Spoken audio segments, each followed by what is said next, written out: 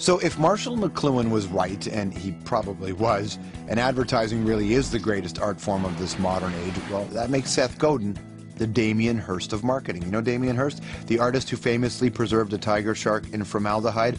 Well, Seth's a bit like that, an ultimate entrepreneur who specializes in ideas. These idea viruses spread through a population just like the flu. Ideas that have transformed him into one of America's go-to business gurus. He's a pioneer of internet marketing, the founder of Squidoo.com, which is a wickedly successful site that allows anyone, yes, even you, to build a page about any topic you're passionate about.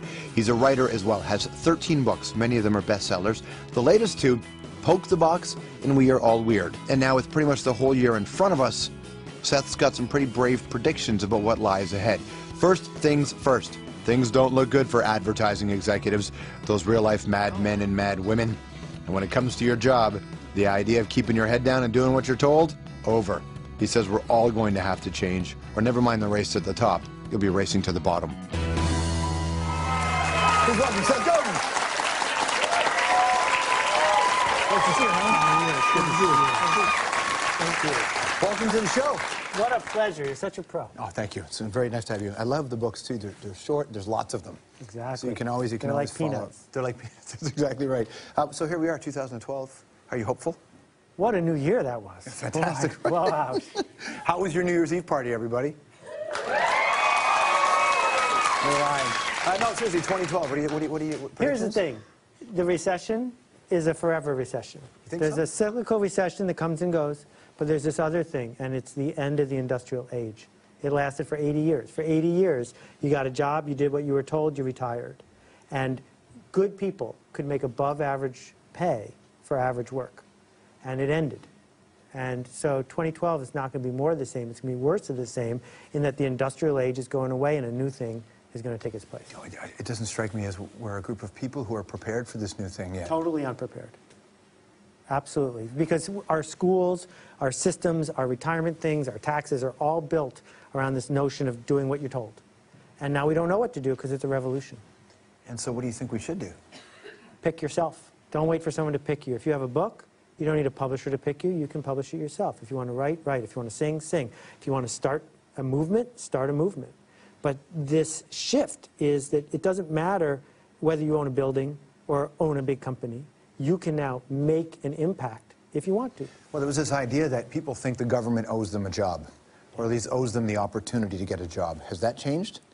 Well, I think the thinking hasn't changed at all, because that's what we grew up to believe, that this notion of you pay your taxes and you do what you're told and there's a pension and a safety net is hardwired in. Andrew Carnegie, Henry Ford, all those guys built it into the system. And now it's starting to crumble, and the jobs are moving. There's a McDonald's in California. You pull into the drive-thru and you say your order, and you can see the guy 12 feet away who's flipping burgers. You're not talking to him. Yeah. It goes over TCP/IP through the internet and a satellite to someone in South Dakota who's making 12 cents less an hour, who types in what you said and back over, because they could save 12 cents doing that. So there's this race to the bottom. And if you're going to say, I'm an average guy doing average work, we'll find someone cheaper than you. But is it that there was a revolution, or is it that corporations felt like they had an unfettered path? Yeah, capitalism has always needed boundaries. And so if you've got people racing, and if the boundaries get loosened, they're going to race faster. The alternative, though, which I'm much more interested in, is the race to the top. So while there's people who are racing to the bottom, there's... What's the race to the bottom? What is that? Yeah, the race to the bottom is, how do we get cheaper? How does everything get cheaper? More Walmarts, more Targets, more stuff made by people who are getting paid ever less from cheaper materials, cheaper services, whatever. The problem with the race to the bottom is you might win, which really sucks, right? Totally. The alternative is to race to the top. And some people are getting to race to the top because the internet and this revolutionary connection engine that we're all living with says if you can figure out how to do something interesting or unique or noteworthy, people will find you and pay you extra. Because you're not like everyone else, but cheaper. You're different than everyone and more expensive. But the whole system needs to change. Yeah. Wow. Do you really... Like it or not, it's all turning upside down. Is this one of the things like the record business where, regardless of how we feel, it's going to change? Do you think it will change? Yeah. So the record business was perfect, George, in 1972. Everything about it was perfect. Rolling Stone magazine, American Top 40, Billboard. Right to the late mid-90s, yeah, then right? Yeah. Gone, all at once. More music now, by more musicians, listened to more often by more people, All of that's great, but the industry that made it, gone. And so the same thing is going to happen to Canadian Tire, and the same thing is going to happen to Tim Hortons, and the same thing is going to happen to the local hotel and everybody else. They're either going to have to choose that we're just like everyone else but a little cheaper, or they're going to have to say we're the only one.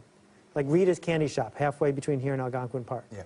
Rita's has a line out the door all summer long. She and her husband make hundreds of thousands of dollars, even though there's all these other places on Highway 11 that are struggling, because they're all the same.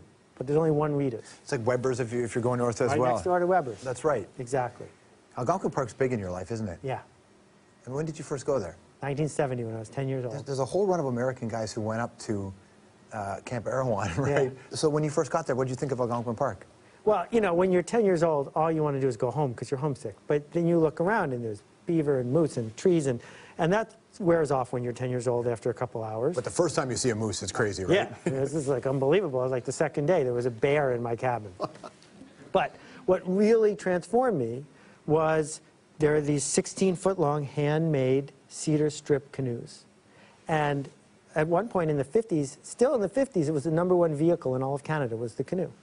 And a 16-foot-long canoe is really big. If you're 10 years old, you've never piloted something that big yourself. Maybe a bike, but that's it. Yeah. And this guy, Chuck LeBeau, got me in the boat, and I learned how to do it by myself. And that's what changed my life. This notion that I, even at the age of 10, could decide where to head and could be on my own. What about, I love the idea of everybody doing what they want, but the reality is there are a lot of jobs that just need to get done. Jobs that don't go away. Someone needs to do them, but it doesn't have to be you, does it, George? Well, who doesn't? Well, I'll worry about those people second. Right now, I'm worried about where are all the people stepping up, raising their hand, saying, I want to sing for you, I want to write for you, I want to connect for you, I want to lead this group. Right? You look at the thing that's been going on all last year with the Occupy movement. One of the interesting things about it is 24-year-olds, for no money, stood up and said, follow me. Yeah. Not all of them, just a few.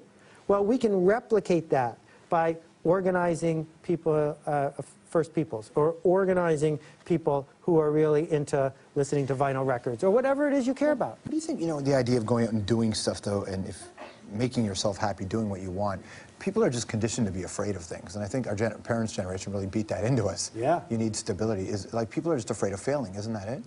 Well, understand 20,000 guys, mostly men, at Ford Motor Company lost their job on one day. Yeah. All of them had done everything they were told, and they all lost their job. So don't tell me stability is stable, because it's not.